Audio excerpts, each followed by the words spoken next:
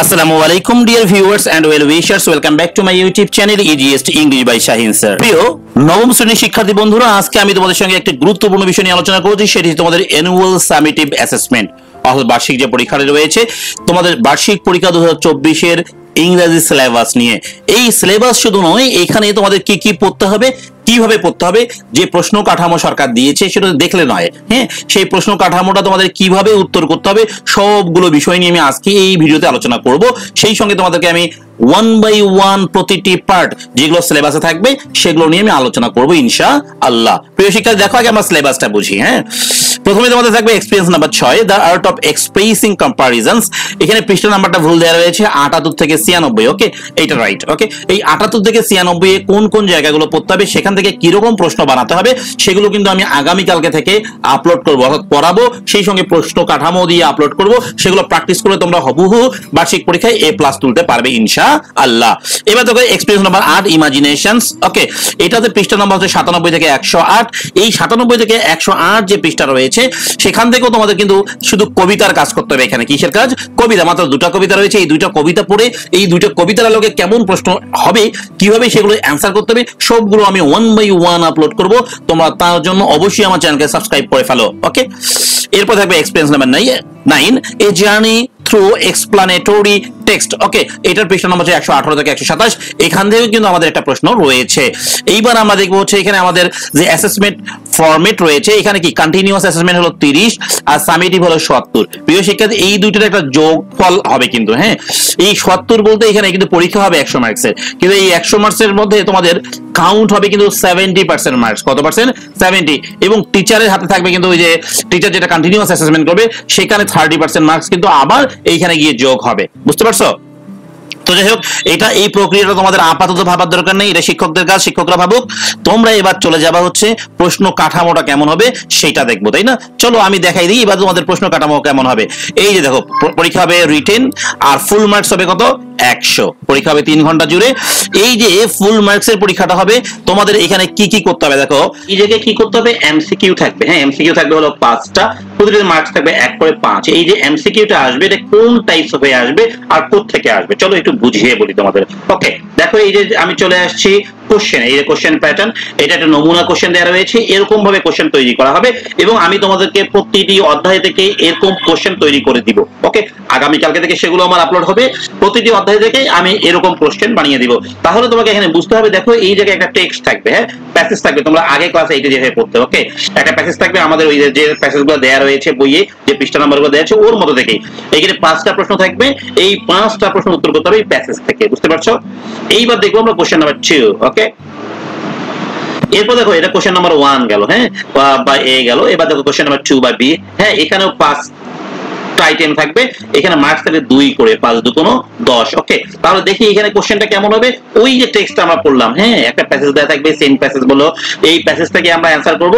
5টি কোশ্চেন থাকবে, এই কোশ্চেনগুলোর আলোকে অ্যানসার করতে হবে। এই দেখো এখানে 5টি প্রশ্ন দেওয়া রয়েছে এইভাবে। তাহলে তোমরা বুঝতে পেরেছো, এই যে চুজ দ্য বেস্ট অ্যানসার এবং কোশ্চেন অ্যানসার, এইটা হবে টেক্সট নাম্বার 1 থেকে, অর্থাৎ একটা প্যাসেজ থেকে। বুঝতে পেরেছো?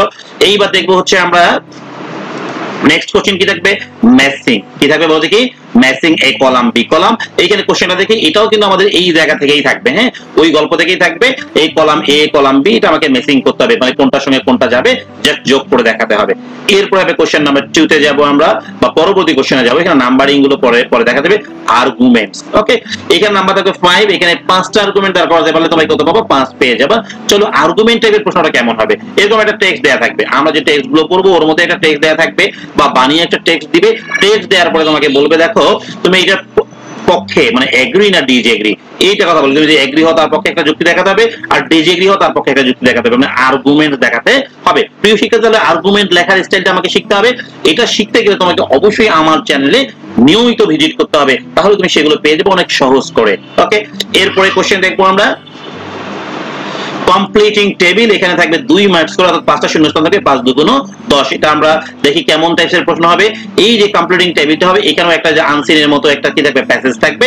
সেখানে আমরা আগের মতো করে অ্যানসার করব, কজ ইফেক্ট, হ্যাঁ, প্রিভেন্টিভ মেজার্স, এই এরকম ছাড়া অন্য কিছু হতে পারে, যে বর্ন, হোয়ার, হুয়েন। আমরা এইটা আগে যেমন পড়েছিলাম ওই টাইপসের। বুঝতে পেরেছো? মানে এটা হুবহু যে এমনটাই হবে তা কিন্তু নয়, আমি কিন্তু তোমাদেরকে বিভিন্ন অধ্যায় থেকে সেগুলো করে দেখাবো। এইবার দেখো হচ্ছে আমাদের এই কাজটা হচ্ছে অ্যাপ্রিশিয়েটিং পোয়েট্রি, মানে কবিতার অংশ থেকে।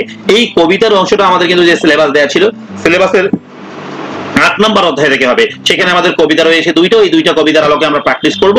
সেই সঙ্গে প্রয়োজন পড়লে, যদি প্রয়োজন পড়ে, আমরা বাহিরেরও দুই একটা কবিতা আলোচনা করব। সেখান থেকে দেখো কি থাকবে, কোশ্চেন থাকবে, 3টা কোশ্চেন অ্যান্সার করতে হবে। আচ্ছা, 5 × 2 = 10, অর্থাৎ সরি এখানে নাম্বার হবে হচ্ছে 5টা কোশ্চেন থাকবে, ভুল লেখা আছে, হবে কত 5 5 × 2 = 10 নাম্বার থাকবে। তাহলে এখানে দেখো আমরা একটু দেখিয়ে দিই তোমাদেরকে, এখানে একটা কবিতা থাকবে। ওকে, কি থাকবে, কবিতা থাকবে।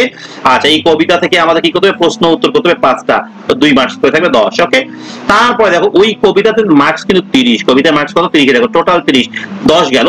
এইবার হলো আইডেন্টিফাইং, এক্সপ্লেইনিং লিটারারি ফিগার, অর্থাৎ মেটাফোর, সিমিলি, ইমেজারি। ওকে, আমাদের এই অধ্যায়ে কিন্তু এটা শিখতেই হবে, মেটাফোর শিখবো, সিমিলি শিখবো, ইমেজারি শিখবো, এবং এগুলোর কার্যক্রমগুলো কি, এগুলো ব্যাখ্যাগুলো শিখবো। সো কোশ্চেনটা এটা যাই হোক না কেন আমরা অনেক সহজে পারবো। দেখো আমি বুঝিয়ে দিই, তোমরা যে কবিতাটা পড়বো, এই কবিতা থেকে 3টা মেটাফোর বের করতে হবে, 2টা সিমিলিস বের করতে হবে, অথবা বলতে পারে 3টা সিমিলি, 2টা মেটাফোর বলতে পারে, এবং তাদের ফাংশনগুলো, মানে কাজগুলো, পারপাসগুলো, উদ্দেশ্যগুলো বলতে হবে। তো এগুলো লেখার সঠিক সহজ পদ্ধতি রয়েছে। এগুলো জানতে চাইলে তোমাকে অবশ্যই আমার কমেন্ট বক্সে কমেন্ট করতে হবে যে স্যার ইংরেজি সবগুলো ক্লাস রেগুলার চাই। ওকে, এইবার দেখবো হচ্ছে ওইখান থেকে আমাদের আরেকটা কাজ করতে হবে, read the poem again and express your feelings. এটা সবসময় যে ফিলিংস আকারে আসবে তা কিন্তু নয়, এটাকে কি বলা হবে বলতে কি, রাইটিং এক্সপ্রেশনস, মানে তুমি তোমার এক্সপ্রেশনস লিখবে, সেটা মেইন আইডিয়াস হতে পারে, অথবা হতে পারে ফিলিংস হতে পারে। হ্যাঁ, এখানে নাম্বার থাকবে কত 10, কত নাম্বার থাকবে বলতে কি 10। ওকে, এই দেখার ঘরটা এটা দেখার দরকার নাই, এখানে নাম্বার থাকবে কত 10। এরপর রাইটিং টাস্ক, প্যারাগ্রাফ লিখতে হবে। কি লিখতে হবে বলতে কি, প্যারাগ্রাফ। আমরা যে প্যারাগ্রাফ লিখবো, প্যারাগ্রাফটা কেমন হবে, এই যে কোনো একটা প্যারাগ্রাফ হবে, এটা স্কুল থেকে সাজেশন দিতে পারে বা ওই বই থেকে হতে পারে, আমরা যখন পড়াবো তখন তোমরা বুঝতে পারবে ওই যে প্যারাগ্রাফ দেওয়া রয়েছে, প্যারাগ্রাফটা কেমন হবে সেগুলো এখানে বলেও দিতে পারে, নাও বলে দিতে পারে। এরপরে কাজটা দেখো খুবই গুরুত্বপূর্ণ কাজ, এরপরে হলো রাইটিং কম্পেয়ার এন্ড কন্ট্রাস্ট এসে। আমরা কিন্তু জানি আমাদের যে 6 নম্বর অধ্যায়টা আছে সেখানে কিন্তু কম্পেয়ার এন্ড কন্ট্রাস্ট এসে রয়েছে, 6টা কম্পেয়ার এন্ড কন্ট্রাস্ট এসে রয়েছে। আমি তার মধ্যে সেখানে গুরুত্বপূর্ণ 3টি কম্পেয়ার এন্ড কন্ট্রাস্ট এসে তোমাদেরকে দিব, সেখান থেকে কমন পড়বে। এছাড়াও কম্পেয়ার এন্ড কন্ট্রাস্ট এসে লেখার বেশ কিছু টেকনিক্স বা ফর্মুলা রয়েছে, সেগুলো আমাদেরকে জানতে হবে। যেমন দেখো এখানে একটা কোশ্চেন দেওয়া রয়েছে, একটা ভেন ডায়াগ্রাম দিয়েছে। ওকে, এই ভেন ডায়াগ্রাম দেওয়ার পরে এইখান থেকে আমাকে কি করতে বলছে, কম্পেয়ার এন্ড কন্ট্রাস্ট করতে বলেছে। সো এটাও আমি তোমাদেরকে শিখিয়ে দিব কিভাবে করতে হয়, তোমরা রেগুলার ভিডিও দেখতে থাকো প্রিয় শিক্ষার্থী। এইবার দেখবো হচ্ছে আমাদের লাস্ট কোশ্চেন। আচ্ছা দেখো, এই যে লাস্ট কোশ্চেন হচ্ছে এক্সপ্লানেটরি টেক্সট, এই যেটা রয়েছে এখানে নাম্বার থাকবে 10।